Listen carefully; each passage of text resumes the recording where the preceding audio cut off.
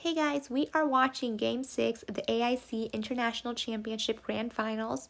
In this video, I want to focus on how the top teams position in the late game under the 4.0 map. Let's start by looking at the team composition. On the blue side, V Gaming has more of a poke composition with their Joker and their Illumia relative to the shorter range of the red team. The red team has a much stronger split push composition between their Xenial and their Hayate, and they're using that to their advantage to provide lane pressure on both sides of the map. As we near 15 minutes into the game, watch how both teams are positioning to secure vision of the Dark Slayer. With the 4.0 map, the new 15-minute Dark Slayer was introduced to the game, and it's much stronger relative to the prior version of the Dark Slayer. With 80k health, teams need to be more mindful of when they start the Slayer. V Gaming manages to take the Dark Slayer here, but they've used up all of their abilities, and their HP does not look great. Tachi's going to start recalling home, and the Keera's coming in from behind. Can Illumia take down the Hayate here?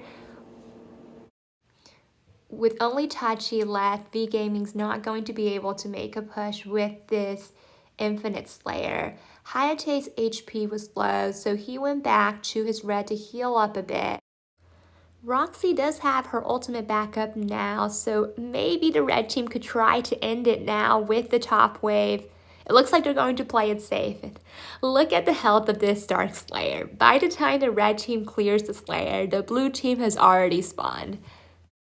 Wonderwoman's going to go directly bot to clear up that minion wave, while the blue team opts to go all mid to try to start a team fight, especially with Wonderwoman's vision exposed bot. Xenial goes back to heal, but he still has his ultimate back up, so if a fight does break out, he can rejoin his team.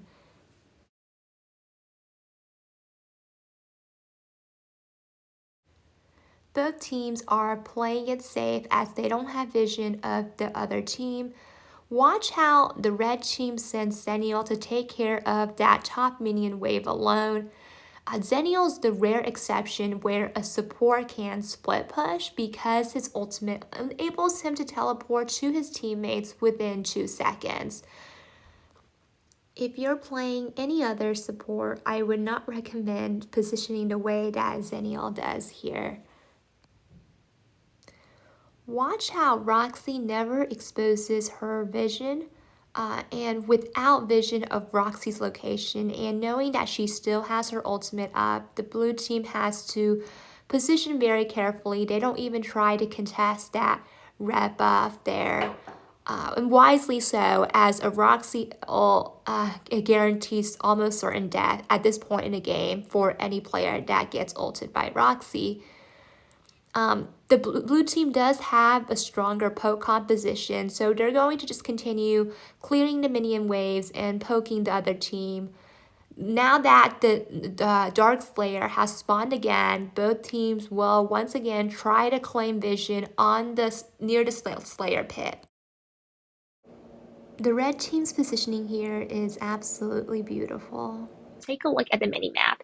Xenial is maintaining vision of the Slayer, so the red team knows if the blue team tries to start the Slayer. He also has his ultimate ready to join a team fight on the other side of the map. Currently, the blue team only can see Hayate clearing the wave on the bot side of the map, but Roxie is camped here, so anyone who approaches would be ulted, and Zata is ready here as well with her ultimate to follow up Roxie's engage. The blue team continues to play very safe and wait for the minion waves to come in before clearing, and they also give up the red buff as before. Now, before the red team can start the Slayer, they'll want to claim vision of that bush next to the blue buff, and Xenial goes in first, and sure enough finds the Florentino there. Wonderwoman ults in, and Xenial ults her to give her extra damage reduction. Roxie flicker ults and grabs the Keera. Keera is not going to be able to survive that.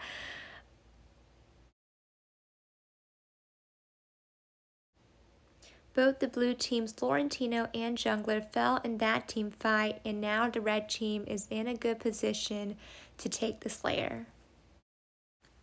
Roxie's going to try and claim the position of that bush next to the blue buff to deny the blue team vision of whether or not her team has started Slayer. Tachi's also tried to claim that bush, but knowing that Roxie has ultimate ready, is going to position carefully. I think the red team is going to start the Slayer here, but watch how Roxie, instead of all 4 members going to the Slayer, Roxie's going to stay in that bush in an effort to zone out the blue team. Now, Illumia is able to get vision of the red team starting the Slayer with her global ultimate. But with a number disadvantage, I'm not sure if V Gaming wants to contest the Slayer here. The Tachi does want to fight, but I think he wanted to ult into the Slayer pit, but ended up on the wrong side of the wall. The Xenial's going to revive and ult into the middle of the team fight as well. Flora revives and jumps into the team fight, knowing that the red team has used up their abilities, but there's not much he can do at this point, and Roxie's ult came back up to finish him after his revive. The bot wave that Hayate pushed in earlier is now also applying pressure to the bot tower.